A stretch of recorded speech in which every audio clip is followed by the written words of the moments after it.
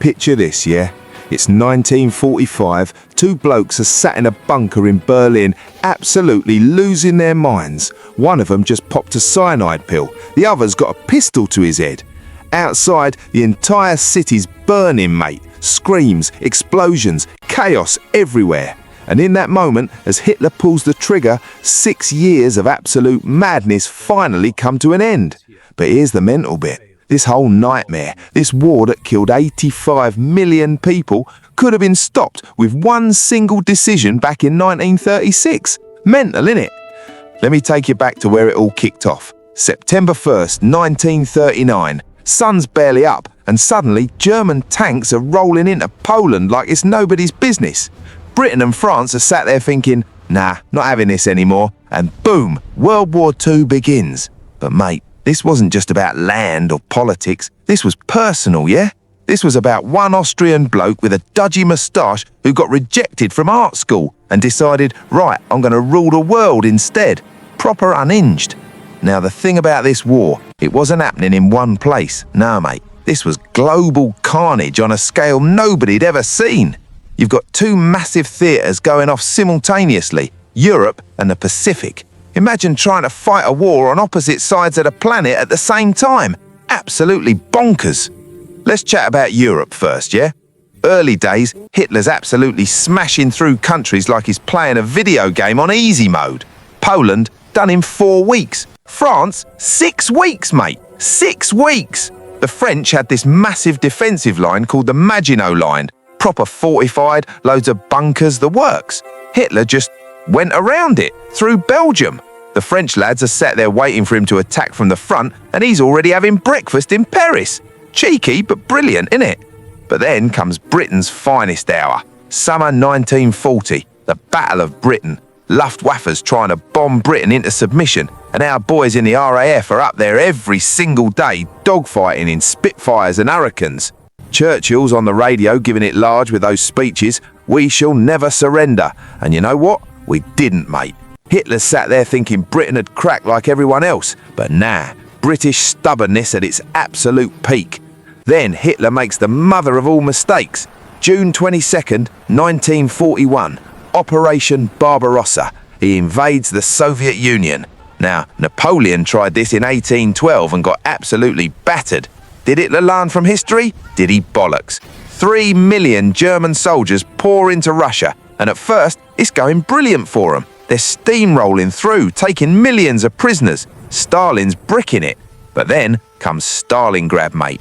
August 1942 to February 1943. 5 months of the most brutal, savage fighting in human history. We're talking house-to-house combat, snipers everywhere, people fighting over literal piles of rubble. The Russians are defending every single building like it's the last place on Earth. There's this one story, right? There's a Soviet sniper called Vasily Zaitsev, yeah? This bloke's picking off German officers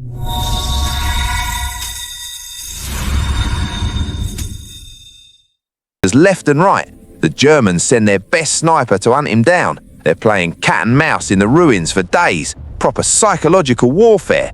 Eventually, Zaitsev wins, takes him out. But that's the kind of mental intensity happening at Stalingrad.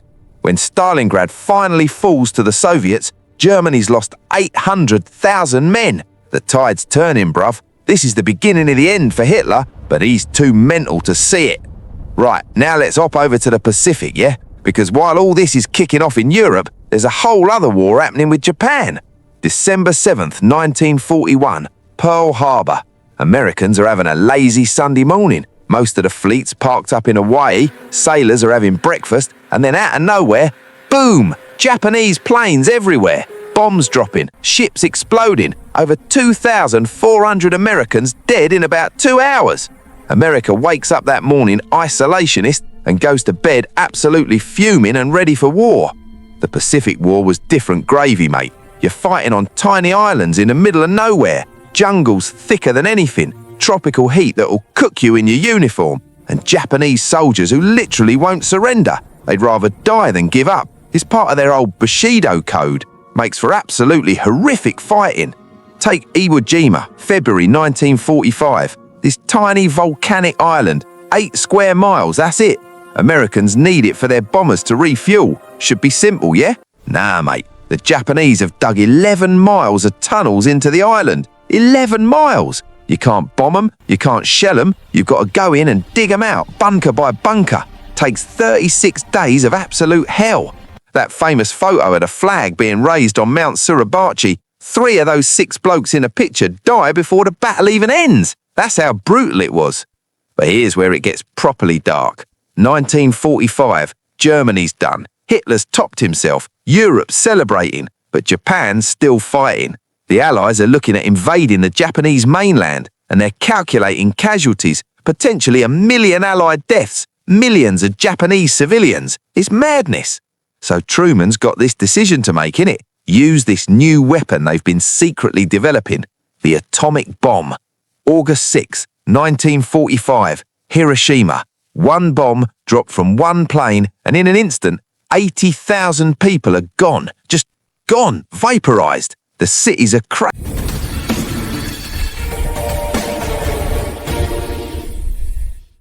Later, but Japan doesn't surrender. 3 days later, August 9th, 1945, Nagasaki. Another 40,000 dead instantly. And finally, on August 15th, Emperor Hirohito gets on the radio. First time most Japanese people have ever heard his voice, and announces surrender. The war's over. 6 years, 85 million people dead. That's more than the entire population of the UK today, yeah? The Holocaust alone killed 6 million Jews. Industrialised murder on a scale that still makes your head spin. So, what did we learn, bruv? Honestly, loads. We learned what happens when you let a madman with charisma run wild. We learned that appeasement doesn't work. Chamberlain tried being nice to Hitler and it got us nowhere. We learned that ordinary people are capable of both incredible evil and incredible courage. Those RAF pilots who fought the Luftwaffe, the Soviet snipers at Stalingrad, the American Marines on those Pacific islands, the resistance fighters across occupied Europe, normal people doing extraordinary things. We also learnt about nuclear weapons, and that's a whole different nightmare. Since 1945, we've lived under the shadow of nukes, knowing that we've got the power to end civilization in about 30 minutes. Keeps you up at night, doesn't it? But here's the thing that proper does my head in.